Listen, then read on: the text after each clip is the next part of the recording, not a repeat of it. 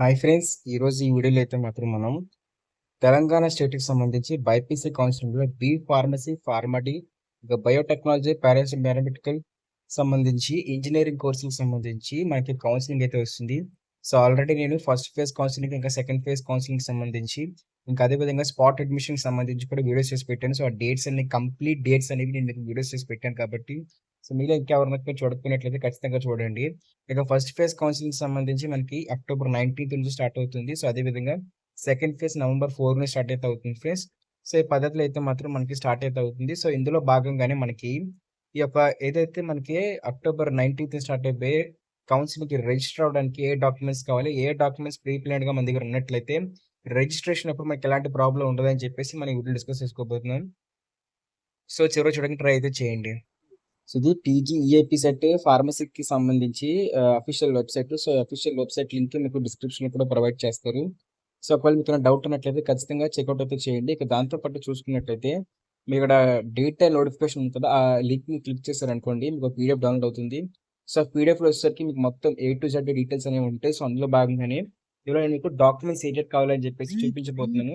So ఖచ్చితంగా చూడండి, try అయితే చేయండి, చివరి చూడండి, ట్రై అయితే చేయండి. సో ఇది మనకి official notification. So official notification సంబంధించి పీడిఎఫ్ సో మీకు డిస్క్రిప్షన్ కూడా ప్రొవైడ్ చేస్తే మీరు సింపుల్గా వెళ్ళి చెక్అవుట్ చేసుకోవచ్చు. ఇక దాంతో పాటు చూసుకున్నట్లయితే ఈ యొక్క పీడిఎఫ్ లింక్ ఏదైతే ఉందో సో కిందకి మీరు స్క్రోల్ చేసుకున్నారు అనుకోండి మీకు మొత్తం అన్ని ఇన్ఫర్మేషన్ మొత్తం దొరుకుతుంది.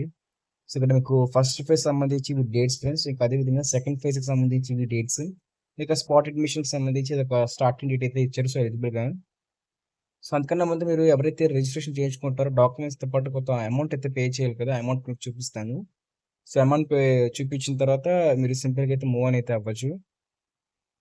సో సో రిజిస్ట్రేషన్ చేసేటప్పుడు ఎవరైతే SC ST క్యాస్ట్ ఉంటారో సో వాళ్ళందరూ కూడా 600 రూపీస్ అయితే పే అయితే చేయాలి. ఇక దాంతోపాటు ఎవరైతే బీసీ క్యాండిడేట్స్ ఉంటారో సో వాళ్ళందరూ కూడా 1200 రూపీస్ అయితే పే అయితే చేయాలి. సో ఎవరైతే SC ST కాకుండా అదర్ క్యాండిడేట్స్ ఎవరైనా సరే, ఫీమేల్ అయినా సరే, వాళ్ళు 1200 రూపీస్ అయితే పే అయితే చేయాలి. సో మినిమం మీకు ఫస్ట్ వచ్చేసరికి మీకు మీకు 70 ఇయర్స్ దాటైతే ఉంటారు. సో 70 ఇయర్స్ కన్నా తక్కువ ఉన్నట్లయితే మీరు అప్లై చేసుకుని ఎలిజిబుల్ అయిపోతారు. సో ఫస్ట్గా మీరు పేమెంట్ చేస్తారు. సో పేమెంట్ చేసినప్పుడు మీకు ఏం కావాలనుకుంటే రిజిస్ట్రేషన్ నెంబర్ ఏదైతే మీకు టీజీఏపీసెట్ సంబంధించి రిజిస్ట్రేషన్ నెంబర్ ఉంటుందో సో ఎంసెట్ సంబంధించి ఒక హాల్ టికెట్ కావాలి. సో అందులో రిజిస్ట్రేషన్ నెంబర్ ఉంటుంది. ఇక డేట్ ఆఫ్ బర్త్ ఉన్న ఒక 10th క్లాస్ మార్క్స్ కావాలి. సో అదేవిధంగా మీరు డేట్ ఆఫ్ బర్త్ ఇస్తారు కాబట్టి సో మీ ఇంటర్మీడియట్కి సంబంధించిన హాల్ టికెట్ నెంబర్ అడుగుతారు. మీ జీమెయిల్ ఐడి, మీ ఫోన్ నెంబరు యాస్టీస్గా కామన్గానే ఉంటాయి కాబట్టి సో మీరు అడగడం జరుగుతుంది. ఇక చూసుకున్నట్లయితే ఇక్కడ ఫస్ట్ మనం చూసుకుందాం. మొత్తం మీకు ఇక్కడ అంటే ఫస్ట్ చూసుకున్నట్లయితే ఇక్కడ అన్ని సెట్స్ కూడా ఇప్పుడు నేను మీకు చెప్పబోయే ప్రతి సెట్ కూడా 2 సెట్స్ ఆఫ్ జెరాక్స్ కూడా కావాలి. ఇదే మీకు రిజిస్ట్రేషన్ ఎప్పుడు కూడా వర్క్ అవుతుంది. అదే విధంగా మీకు రిజిస్ట్రేషన్ అయిపోయిన తర్వాత సర్టిఫికేట్ వెరిఫికేషన్ కోసం మీరు వెళ్తారు కదా. సో స్లాట్ బుక్ చేసుకుని సో అప్పుడు కూడా మీకు ఈ డాక్యుమెంట్స్ 2 సెట్స్ ఆఫ్ జెరాక్స్ పట్టుకుని వెళ్తారు. సో సెల్ఫ్ రిపోర్టింగ్ అప్పుడన్నా కూడా. ఇక దాంతోపాటు మీరు సర్టిఫికేట్ వెరిఫికేషన్ చెప్పి 2 సెట్స్ జెరాక్స్ ఒరిజినల్స్ కూడా పట్టుకుని వెళ్తారు. ఇంకా చూసుకున్నట్లయితే ఎవరైతే ఆల్ ఒరిజినల్ డాక్యుమెంట్స్ కూడా ఫస్ట్ వచ్చేసరికి మీకు ర్యాంక్ కార్డ్ కావాలి. ఈఏపీ సెట్లో మీరు క్వాలిఫై అయిపోయినట్టు మీకు ర్యాంక్ కార్డ్ అడుగుతారు. ఇంకా దానికి సంబంధించి మీ హాల్ టికెట్ కూడా, ఎగ్జామ్కి రాసిన హాల్ టికెట్ కూడా మీకు మ్యాండటరీగా అడుగుతారు. మీ ఆధార్ కార్డు అయితే కావాలి, ఫ్రంట్ బ్యాక్ ఉన్నది తీసుకోండి Aadhaar card. So latest Aadhaar card తీసుకుంటే చిన్నప్పుడు ఫొటోస్ ఏం వద్దు. So latest Aadhaar card net download చేసుకోండి. ఇంకా అదేవిధంగా SSC or 10th class memo అంటే మీ 10th క్లాస్ ఒక మార్క్స్ మెమో కూడా అడుగుతారు. సో ఇంటర్మీడియట్ మార్క్స్ మెమో కూడా అడగడం అయితే జరుగుతుంది.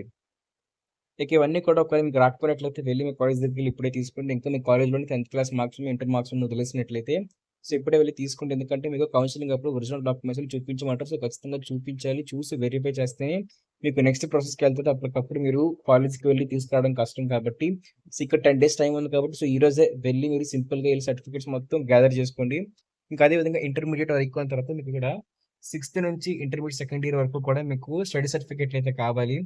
సో స్టడీ సర్టిఫికేట్స్ అనేవి మీ కాలేజ్లో కూడా ఇస్తారు. సో టీసీ తీసుకుంటున్నప్పుడే మీరు తీసుకోండి. టీసీ మార్క్స్ తీసుకుంటున్నప్పుడే స్టడీ సర్టిఫికేట్ తీసుకోండి ఫస్ట్ ఇయర్ సెకండ్ ఇయర్ది. ఇంకా మీకు 6th నుంచి ఏదైతే 6th నుంచి మీకు 10th వరకు సంబంధించిన study certificate, school study certificate కూడా మీకు కావాలి ఫ్రెండ్స్. ఇక టీసీ తీసుకోండి. మీకు ఇంటర్ కాలేజ్లో మీరు మార్క్స్ అడిగినప్పుడే టీసీ కూడా ఇస్తారు. సో టీసీ కూడా తీసుకోండి. ఇన్కమ్ సర్టిఫికేట్ అయితే అడుగుతారు. సో ఇన్కమ్ సర్టిఫికేట్ కూడా ఆన్ ఆర్ ఆఫ్టర్ అని చెప్పేసి అడుగుతున్నారు. సో ఈ డేట్ తర్వాత మీకు ఇన్కమ్ సర్టిఫికేట్ అయితే కావాలి ఇఫ్ అప్లికేబుల్. సో కొన్ని కేసెస్లో రేషన్ కార్డు సరిపోతుంది. లేదు అనుకున్నట్లయితే మీరు ఖచ్చితంగా కూడా ఇన్కమ్ సర్టిఫికేట్ అప్లై చేసుకోండి.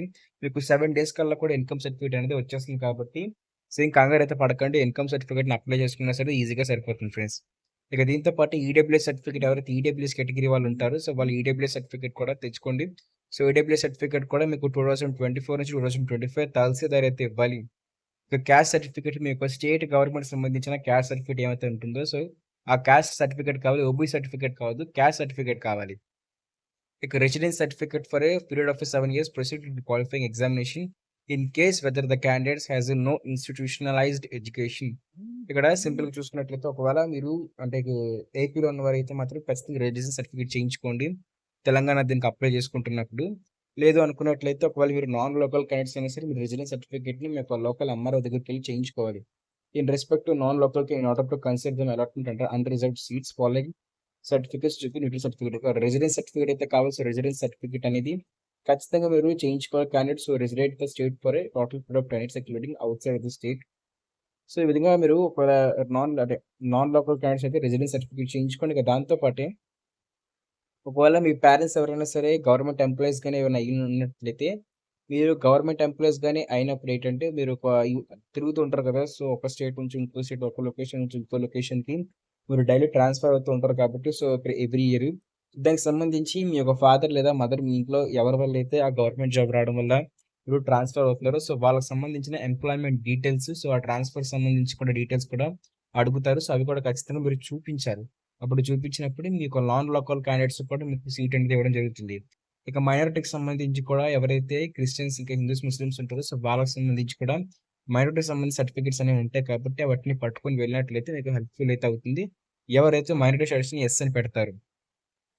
ఇక దీంతో పాటే ఎవరైతే ఇక మీకు సెపరేట్ కౌన్సెలింగ్ ఉంటుంది. ఎవరికైనా ఫిజికల్లీ హ్యాండిక్యాప్డ్‌కి, క్యాప్‌కి, చిల్డ్రన్ ఆఫ్ ఆర్మర్డ్ పోలీస్ ఫోర్స్‌కి, ఇంకా ఎన్‌సీసీ స్టూడెంట్స్‌కి, స్పోర్ట్స్ స్టూడెంట్స్‌కి, ఇంకా యాంటీ ఇండియన్ క్యాండిడేట్స్‌కి వీళ్ళందరికీ కూడా సెపరేట్‌గా నోటిఫికేషన్ అయితే ఉంటుంది. సో వాళ్ళకి కూడా వాళ్ళ యొక్క రిక్వైర్డ్ డాక్యుమెంట్స్ పట్టుకోవాలి. ఫిజికల్లీ హ్యాండిక్యాప్డ్ అయితే మీ సదరన్ సర్టిఫికేట్ పట్టుకొని అయితే వెళ్ళాలి. సో దాంతో పాటు మెడికల్ సర్టిఫికేట్ ఏదైతే ఉంటుందో సో అవి డాక్యుమెంట్స్ పట్టుకునే వాళ్ళు మీకు సెపరేట్ కౌన్సెలింగ్ అయితే ఉంటుంది. సెపరేట్ డేట్స్ మొత్తం ఉంటాయి. సో అవి నేను మీకు ఎక్స్‌ప్లెయిన్ చేస్తాను నెక్స్ట్ తారీఖుల్లో అయితే. సెపరేట్ ప్రొసీజర్ అయితే ఉంటుంది. సో, ఇక్కడ క్యాప్‌కి కూడా సంబంధించి చిల్డ్రన్ ఆఫ్ ఆర్మర్డ్ ఫోర్సెస్ అని చెప్పేసి, పర్సనల్ అని చెప్పేసి, సో, వీళ్ళకి కూడా సెపరేట్‌గా అయితే ఉంటుంది. సో, వాళ్ళకి సంబంధించిన డాక్యుమెంట్స్ మొత్తం తీసుకొనైతే వాళ్ళకి మెన్షన్ చేసే ఎక్స్ సర్వీస్ మెన్ సంబంధించి కానివ్వండి, డిఫెన్స్ పర్సనల్ కానివ్వండి, లేకపోతే వీటికి సంబంధించి డీటెయిల్స్ ఏవైతే ఉంటాయో, సో, డాక్యుమెంట్స్ కూడా మీరు తీసుకొనైతే వెళ్ళాలి ఫ్రెండ్స్. సో, ఎన్‌సీసీ స్టూడెంట్స్ అయినట్లయితే మీ C certificate, C certificate, B certificate, U certificate ఆ సర్టిఫికేట్‌ని మీరు మీ కాలేజీ నుంచి తీసుకోండి. ఒకవేళ మీ ఇంటర్‌లో మీరు ఎన్‌సీసీ గాని చేసినట్లయితే మీరు ఇంటర్‌కి సంబంధించి స్టడీ సెట్ అంటే ఏదైతే ఎన్‌సీసీ సర్టిఫికేట్ నోట్ తీసుకోండి. ఇక్కడ స్పోర్ట్స్‌లో కూడా మీకు ఏమైనా అచీవ్‌మెంట్స్ ఉన్నట్లయితే వాటికి కూడా తీసుకెళ్ళండి. ఈ యొక్క సర్టిఫికేట్స్ ఉంటే ఖచ్చితంగా యాడ్ చేయండి. ఎందుకంటే మీకు సీట్ వచ్చే టైంలో మీకు హెల్ప్‌ఫుల్ అయితే అవుతాయి కాబట్టి సో, ఖచ్చితంగా వీటిని యాడ్ చేయడానికి ట్రై అయితే చేయండి. యాడ్ చేసినట్లయితే మీకు తక్కువ మార్కులకే మంచి సీట్ అయితే గవర్నమెంట్ సీట్ అయితే వచ్చే ఛాన్స్ అయితే ఉంది కాబట్టి సింపుల్‌గా చేసుకోవచ్చు. ఒకవేళ మీరు స్పెషల్ పర్సన్ ఇక్కడ పైన చెప్పినట్టుగానే ఒకవేళ పీహెచ్ క్యాప్, ఇంకా ఎన్‌సీసీ స్పోర్ట్స్ సంబంధించి మీరు క్యాండిడేట్స్ గాని అయినట్లయితే మీకు సంబంధించి కూడా కౌన్సెలింగ్‌కి సంబంధించి గైడెన్స్ కావాలనుకున్నట్లయితే ఖచ్చితంగా కామెంట్ సెక్షన్‌లో కామెంట్ చేయండి. మీకు రిప్లై ఇవ్వడం జరుగుతుంది. ఇక ఇది ఫ్రెండ్స్ మనకి ఈరోజు అవుతున్న అప్డేట్ మాత్రం. సో, ఇదే విధంగా మీకు టీఎస్‌కి, బైపీసీ కౌన్సెలింగ్‌కి సంబంధించి ఏ కోర్స్‌కైనా సరే, ఎలాంటి డౌట్ అయినా సరే ఖచ్చితంగా కామెంట్ సెక్షన్‌లో నన్ను అడగండి. నేను మీకు రిప్లై ఇవ్వడం అయితే జరుగుతుంది. ఇంకా అదే విధంగా మన టెలిగ్రామ్ గ్రూప్‌లో, మన వాట్సాప్ ఛానెల్‌లో జాయిన్ అయితే అవ్వండి ఫ్రెండ్స్. ఇక మనకి సోషల్ మీడియాలో కూడా మీరు నన్ను కాంటాక్ట్ అయితే అవ్వచ్చు. ఏమైనా పర్సనల్‌గా మీకు డౌట్స్ గాని ఉన్నట్లయితే, నేను మీకు సోషల్ మీడియాలో కూడా మీకు రిప్లై అయితే ఇవ్వడం జరుగుతుంది కాబట్టి, సో, ఖచ్చితంగా ఫాలో అవ్వి నన్ను డౌట్స్ అడగడానికి ట్రై అయితే చేయండి. ఇది ఫ్రెండ్స్ మనకి ఈరోజున అప్డేట్ మాత్రం. మరిన్ని అప్డేట్స్‌తో పాటు మీకు ముందు వస్తున్నప్పుడు థాంక్ యూ ఫ్రెండ్స్. బాయ్.